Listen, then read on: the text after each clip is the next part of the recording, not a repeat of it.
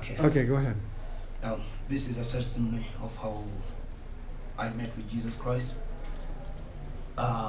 Before I came to know Jesus Christ, I was a Muslim for around 23 years. And I learned a lot in the Islamic religion. And I remember the year 2013, in the month of February 10th, when I was from a bar. I was drunkard on that very day. I met a lady whom was from church that very day. I went to her and I told her that I love you. And the response from this lady was, let's go, if you love me, follow me. So I went to the lady, just at following her, not knowing where she was heading to. To my surprise, I just found myself in the pastor's office. When I reached the office, the lady gave me a seat at the reception. She went into the office of the pastor. Then the pastor called me there. She told him, then the lady came and called me to the office. When I reached the office, because I was in the influence of alcohol, the pastor asked me that I heard some words from my daughter, and I want to hear these words from you as a person. I told the pastor that I saw your daughter on the way. I liked your daughter, and I approached her. Then she brought me to your office. And the pastor responded to me, telling me that, do you know that my daughter has known Jesus Christ? I said, no, I've not yet known Jesus Christ. I'm a Muslim. Then the pastor told me, my daughter can't be married by a Muslim, but she'll tell you what is supposed to be done if you really need her. We came out of the office of the pastor with a lady. We left each other, but we exchanged numbers on that very day. I left my area of work. Then on Saturday evening, the lady called me and told me that I want to have dinner with you.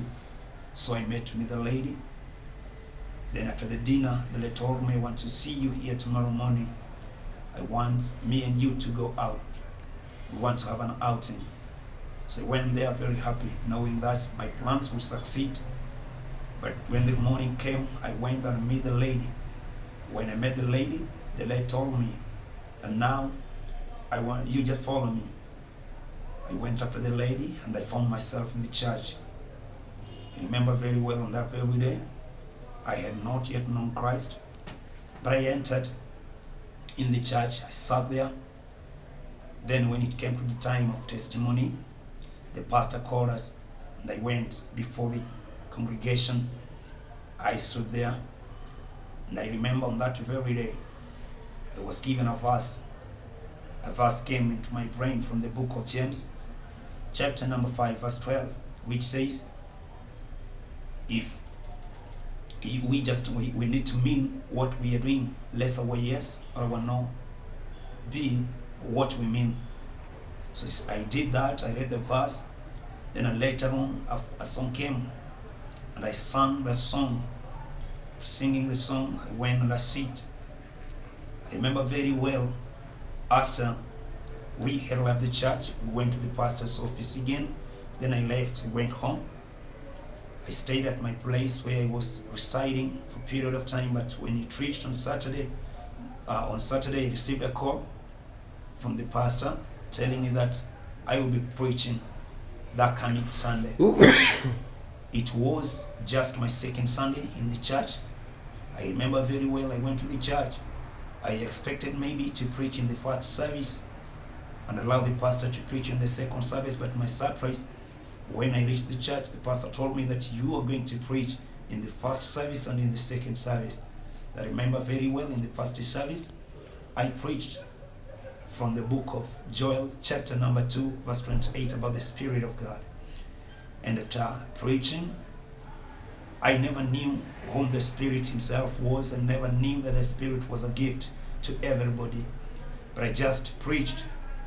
I was telling these people that the Spirit of God is a promise, and this promise was sent to all flesh.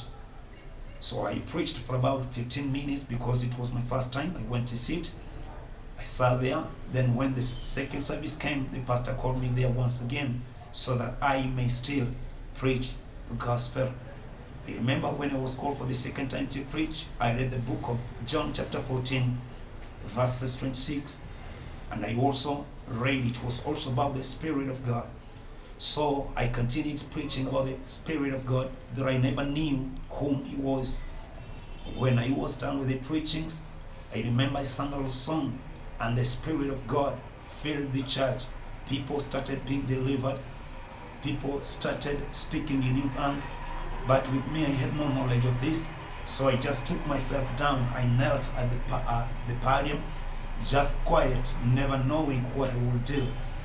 Then after a certain period of time of around 30 minutes, I had a voice speaking to me, telling me that you have the authority. This service is under your control. Whatever you're going to speak, it will be done. So I said, let there be peace in the church in the mighty name of our Lord Jesus Christ.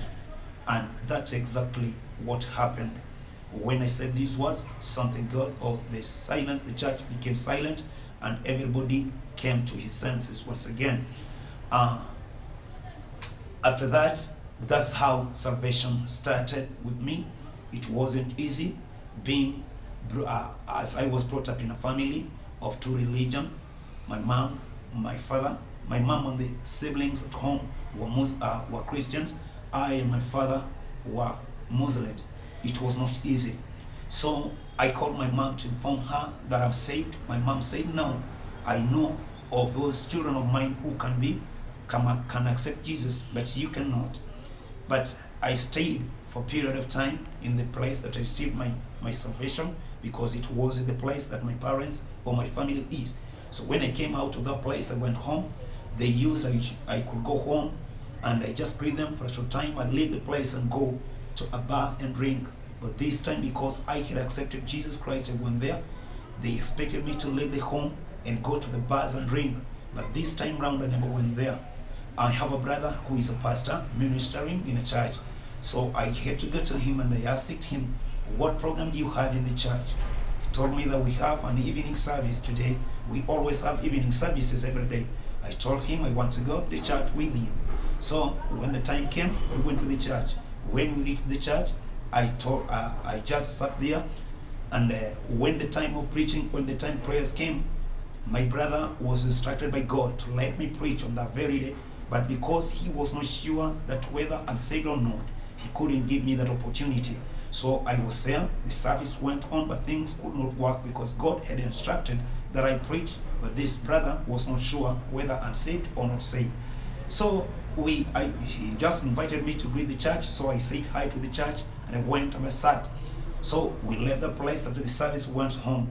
But when I was in my room praying, the Spirit of the Lord was telling me that there was a problem in the church today. The one who preached was not the one to preach. But the Spirit of God never told me who was to preach. He never said that you are the one that you were to preach. So he said, okay.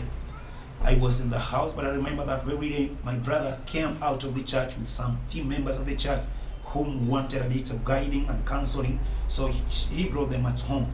As he was talking to them in that fellowship, the Spirit of God talked to another lady, and the lady told the pastor, Pastor, you've done something wrong in the church. You were not supposed to preach today, but somebody else was to preach, and God informed you about it. So he was told, and he was asked to come and apologize. So he came to meet me and told me that, God had told me that you preach, but I never accepted because I never knew that you're saved or not.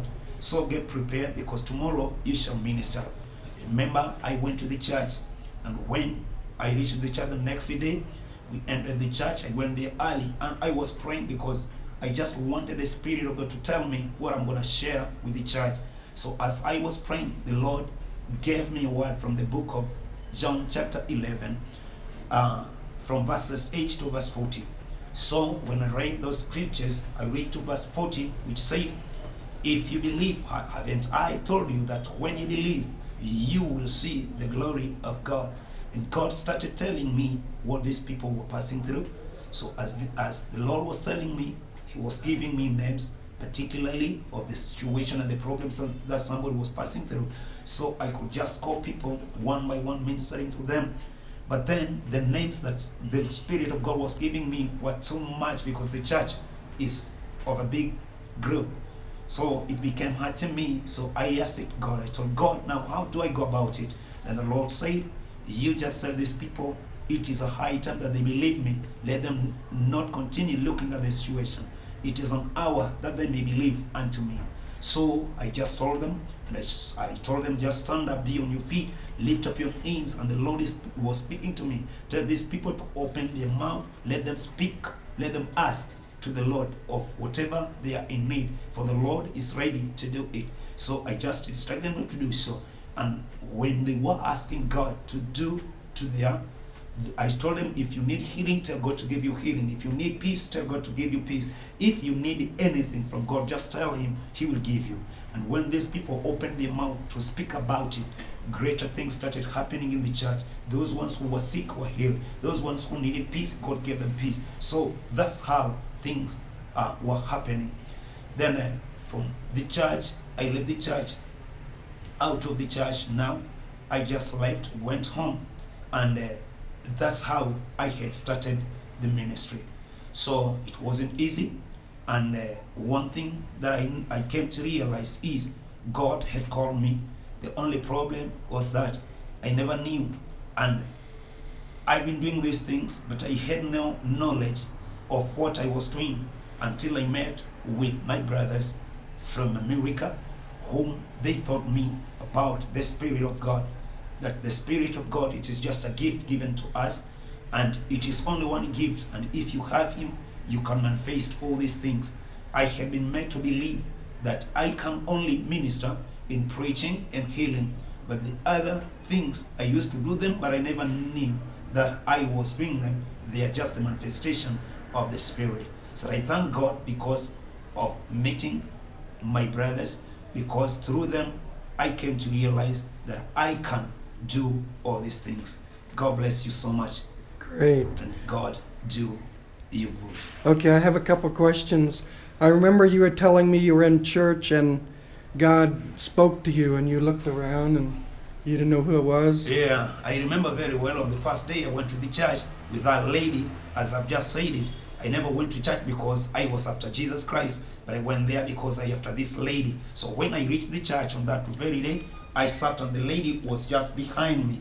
So during the time when the pastor had done with preachings, people were in prayers. So while they were in prayers, I heard the voice of God calling unto my name. It called me, Emmanuel, Emmanuel, Emmanuel, 3 times. Then when I heard that voice, I turned and I was looking, who is calling me? So when I had a look like that, I never saw somebody. I was called for the second time. The second time I heard this voice. I turned again and I was looking, but I heard a voice. Another voice was telling me that, Emmanuel, this is your time. That was the second time. Then the voice came back to me for the third time. It also said, Emmanuel, this is your time. Yeah. Wow, okay. Yeah. That's great. Now, I know you told me you used to teach the Quran, and tell me a little bit of a background of your Muslim background and how you were a teacher and a little bit. Yeah. As I've just started saying it, I was brought up in a family which has 2 religions. The father and me, we were Muslims. The mother and the other siblings were Christians.